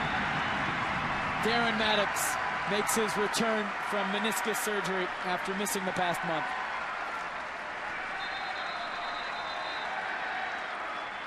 Good shift by Diego Valeri. He's that type of player that you get the sense he would have hated this last couple weeks to have a break away from games. He wants to play as often and as much as possible. 16,834 here at Providence Park. Free kick taken quick and low and sent clear by the Timbers. Cato floats it into the box. Jewsbury flicked it on. Salinas runs it down. Asprilla takes it away. Now in a foot race with Salinas. Salinas fouled Asprilla so that he could recover. A great touch this was from Jack Jewsbury, because there was a couple of players just sniffing in around behind him for San Jose, but he needed that touch.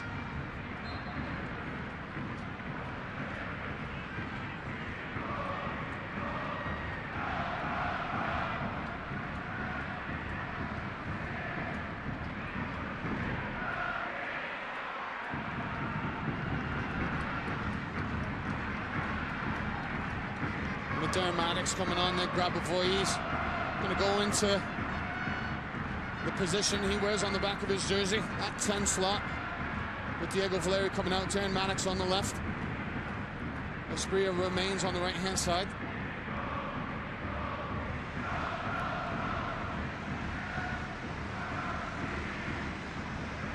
Perez Garcia. Chad Barrett.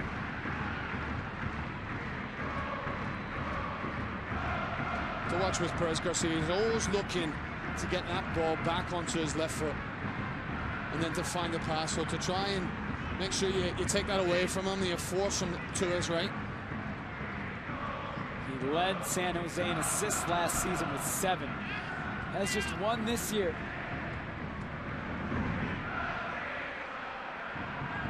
Thompson turns. Chad Barrett through for John. It was a good idea, and John wasn't making the run.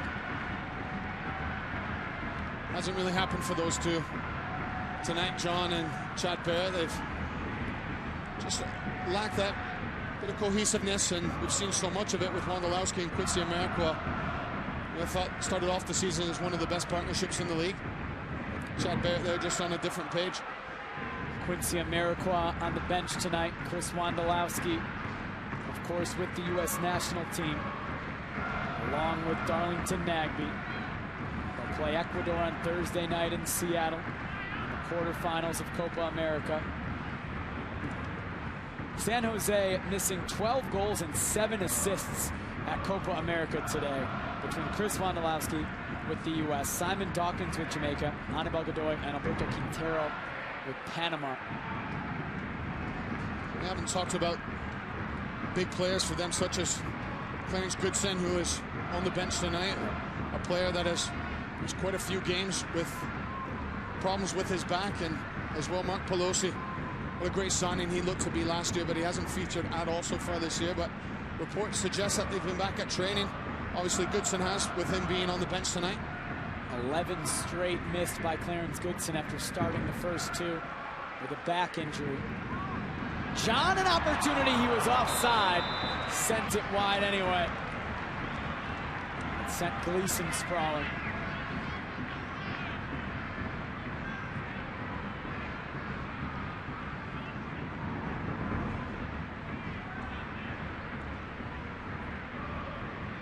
As that ball comes in, Johnny does drift in the offside position. Ridgewell holds the line well, but listen, just making sure.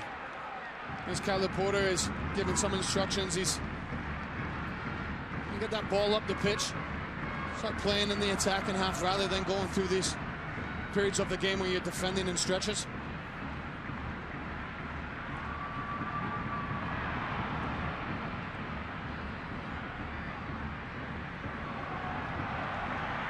Espria wide to Valentine. Maddox overlaps.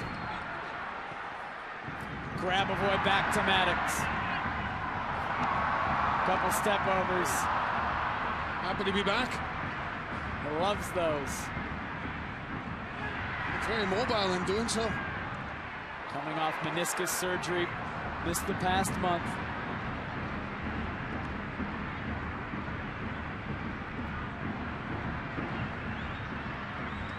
Here is Maddox, leaves for Grabavoy. That's terrific. Wide to Valentine. It's choreographed so well, wasn't it? Nice and smooth, one-touch passing. Szymanski gets around Perez Garcia and gets brought down. That was nice. And the fans recognize that.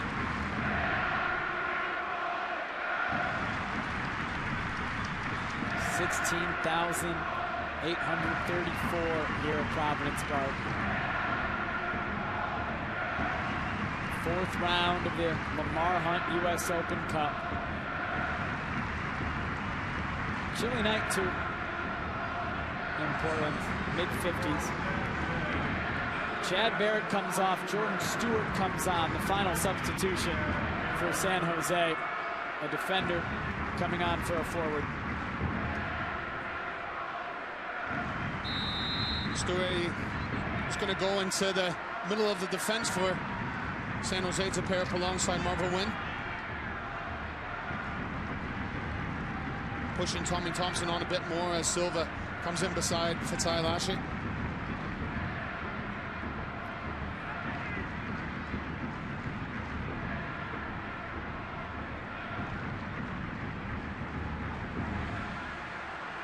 Here is Thompson.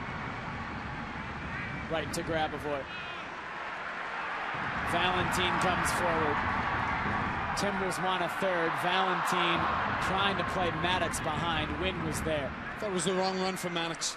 There's no space for him to go into there. He could have kept wide. I thought he could have advanced further along that back line so that Valentine, when he passed it, Maddox could have been breaking the line with his run.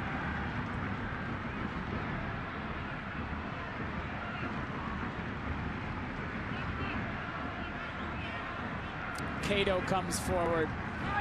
Maddox putting in some defensive work. Szymanski over the top. Espria's offside. The flag is up. Good decision by the linesman. Espria just went slightly early, but it was a good spot there. Espria, he saw that there was time on the ball and connected eyes and saw that pass was possible.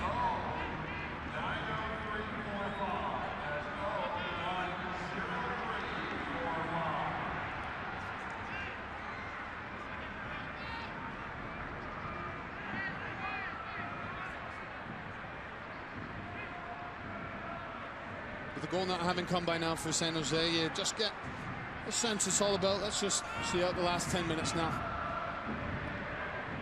The chance for a punch almost seems beyond them now and a way back into the game. Both of these teams, as does the entire league, return to MLS play this weekend.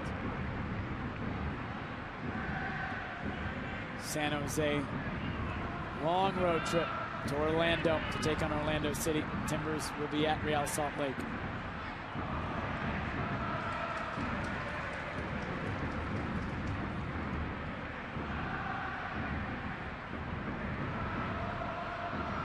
Tommy Thompson.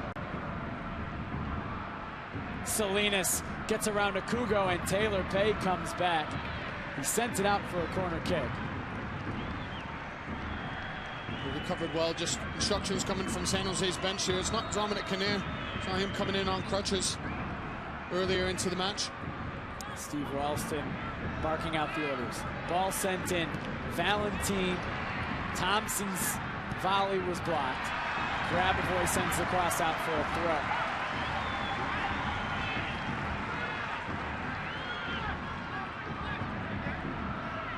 Mateus Silva lofted to the back post. Gleason comes and punches, and it's right to Asprilla. McInerney was just a step offside. He's just gone. He was trying to keep on the halfway line. Just wonder whether San Jose are going to be going to a back three here, but we go back to this last punch. Very assertive by Jake Gleason coming out. Solid punch.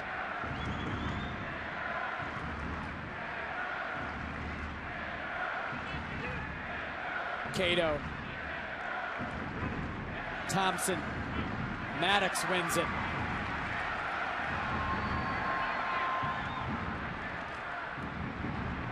Big switch to find Asprilla.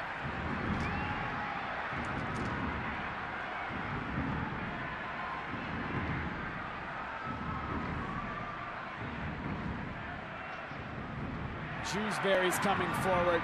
Leaves for Asprilla. Maddox. McInerney. Back to Valentine.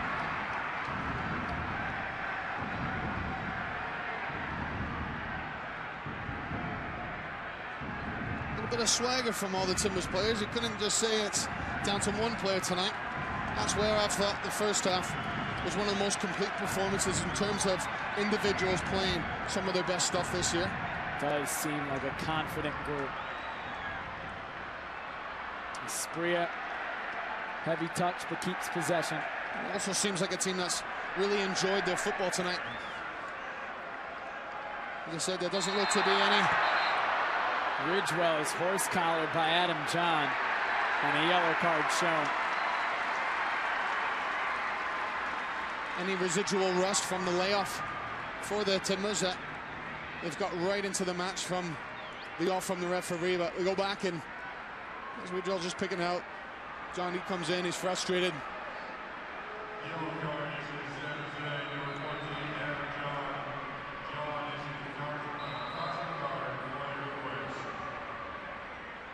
They have switched the formation with San Jose. It's more a 3-4-1-2.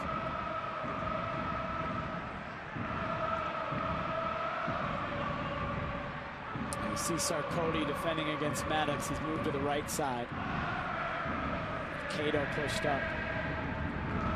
Well, they're going to throw bodies and everything at it. Going forward, take the risk with only 3 at the back. Valentine shields John.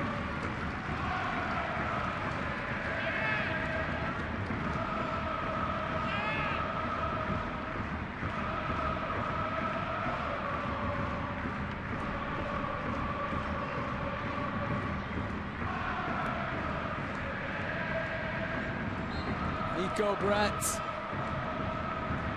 getting ready for his Lamar Hunt U.S. Open Cup debut.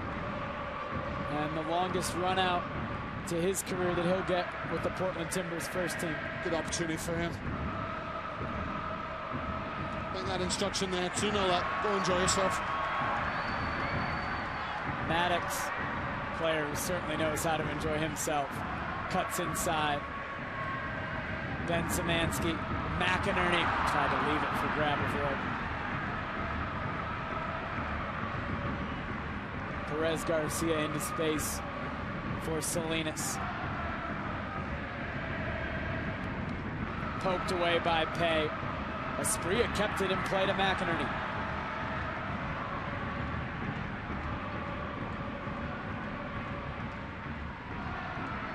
Pay steps forward. Asprilla gets around Stewart. Gets pulled down.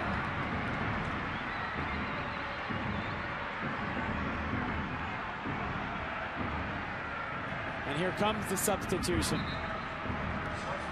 It'll be Jack McInerney, scored the second goal in today's match. A fantastic strike will come off as we get another look at Stewart bringing down Asprilla.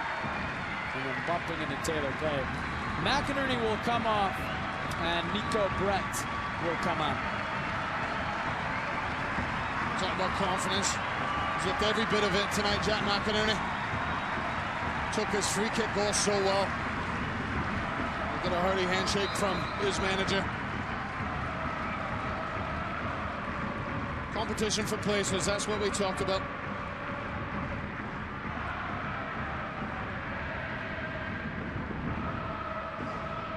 Adam John, Matias Perez Garcia.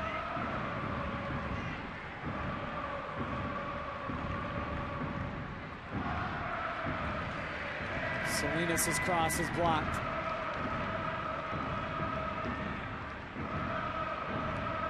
Perez Garcia to Silva.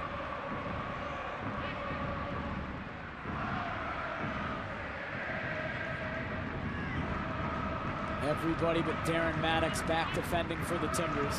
Maddox has moved into the number 9 role, central forward role, with Brett on the wing. There's Thompson. Olashe sending it across. Pay lets it run out for a Timbers throw.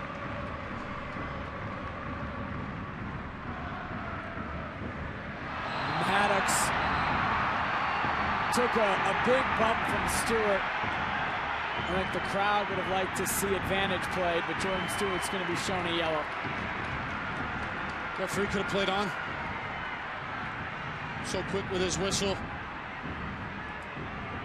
Given how fierce this challenge was going in. It was a shoulder, but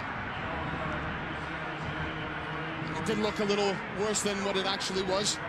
More of a surprise to Maddox as he was trying to wiggle his way out of a couple of bodies around him, but Asprilla, he was away. If I'm not mistaken, when San Jose was here for the first time this season, April 16th, Maddox similarly ran into Victor Bernardez. Yep. And same kind of situation. None of the guy that really saw each other, and Maddox had to leave the match. Grabavoy looking for Maddox. Szymanski! Right at Meredith. And shaped up well. Szymanski had to make a big run there to catch up with the play. He still has legs at this stage in the match, but the way he got into it, and that's a tough ball to hit, the way it's coming across your body, and he's just tried to open up his right foot.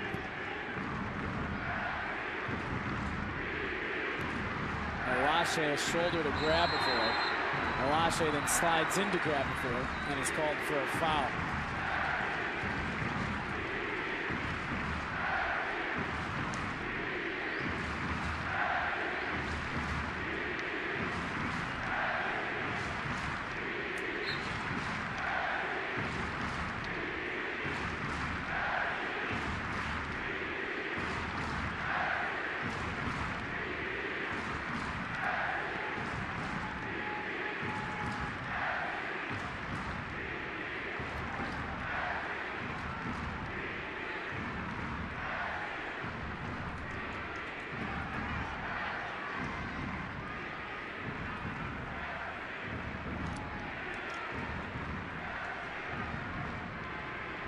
Big switch from Olashe, finds Jordan Stewart.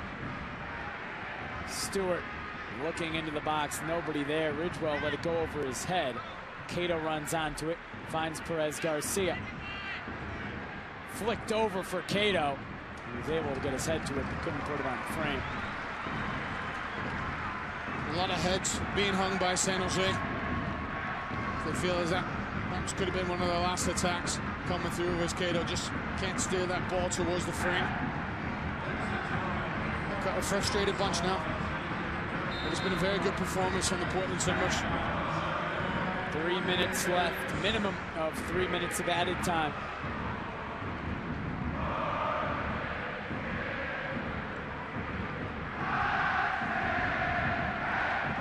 Timbers Army has already started to Tetris. Stewart comes forward. Pays clearance right to Perez Garcia. Tried to spin around Shrewsbury. Taken away, and he springs Nico Brent, the rookie, into space. Marvell Wynn comes over and wins it. Savvy veteran in his 11th season, taking it away from the first-year Nico Brown. He's done that for all 11 seasons, Marvel, when he just eats up ground when he wants. It's amazing for all his years that doesn't really look to have lost a step, maybe ever so slightly. Still just 29 years old. Always one of the fastest players in the league throughout his entire career. Oh, he'll just chase and chase. Just where you think you can get away from him, he comes right back. Maddox is pushed down. Too much of a pest for Marvell Wynn. Wynn had no choice, and Maddox draws a free kick.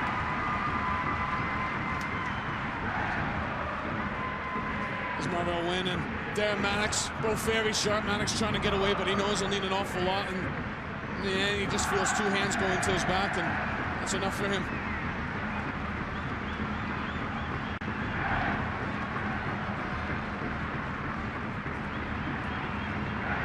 The San Jose side, though, was impressed with them at the start of the season, and when they have all their men as well.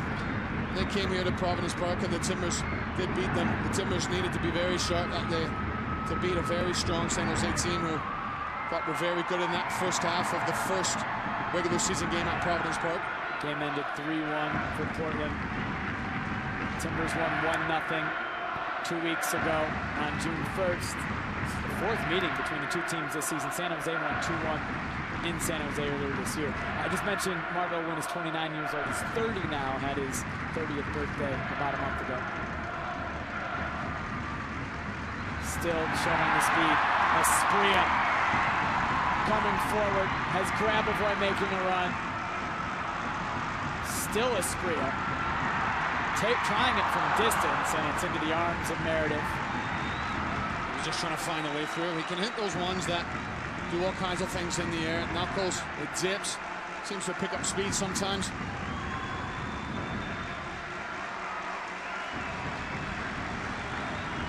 Alan Chapman checks his watch. Tells Jake Gleason to put the ball back into play. And that's it. The Portland Timbers move on. A 2-0 win in the fourth round of the Lamar Hunt U.S. Open Cup. And on to the next round for the Timbers.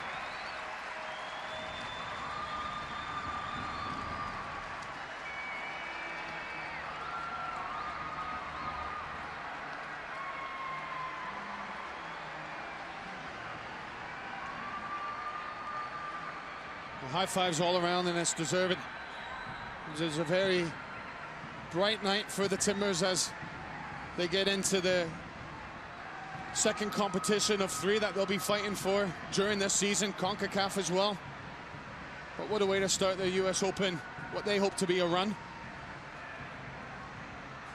They've moved on to the 5th round.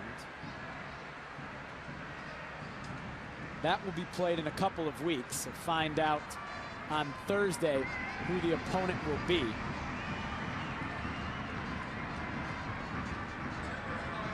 Before that, Timbers have a couple of MLS matches to take in. Saturday at Salt Lake, 7 o'clock start. Then the following Sunday here at Providence Park against the Houston Dynamo. That's a 3 o'clock start.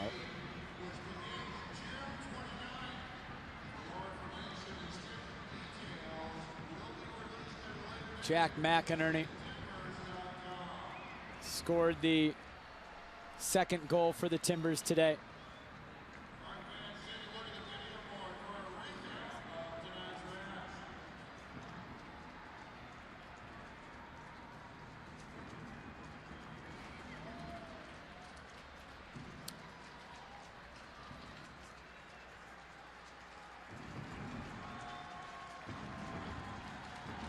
Ross, you mentioned at halftime how strong of a performance you felt it was in the first half. As you look at this as a complete 90 minutes, what are your thoughts? Very bright, very fluid, going forward, and very solid at the back for their second clean sheet in the season in all competitions. Second clean sheet in a row, but also now competition for places. I look at a couple of guys who were very strong coming in, wanting to put their names to the forefront of Caleb Porter's mind. Look at Amobi Okugo. Taylor Pay has had a couple strong games in a row. Jack Barmby offers you something different going forward with his width that he can provide with his left foot, but also coming inside. And Jack McInerney scoring his goal, took it well with his free kick. All the way around, it was strong performances. You would give 8 out of 10 at least to every single play on the pitch, and I think that'll be what satisfies Caleb Porter the most. And that man there, Jake Gleason, didn't have a whole lot to do, which we haven't said that very often of him since he's come in for the injured Adam Kwarase. It's now 2 straight clean sheets for Jake Gleason, both against the San Jose Earthquakes. But he did have that one spectacular save last game against Shea Salinas, which I thought was a big moment in the game at the start of the second half when the Timbers went down a man, but very little for him to do tonight.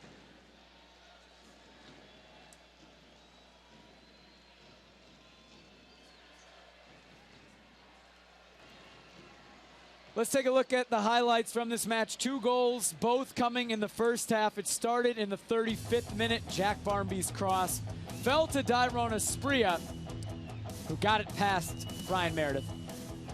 And this one I felt should have been disallowed for the reason of Jack McInerney being in an offside position. Now, he's not offside where he stands when Asprilla strikes it because he's behind the goalkeeper. But when that ball is bobbled, I just felt that Jack McInerney becomes active because Meredith is close to the ball. Could he have gotten it? I feel that perhaps he could have made a play on the ball, and that is why I felt as though Jack McInerney was in an offside position.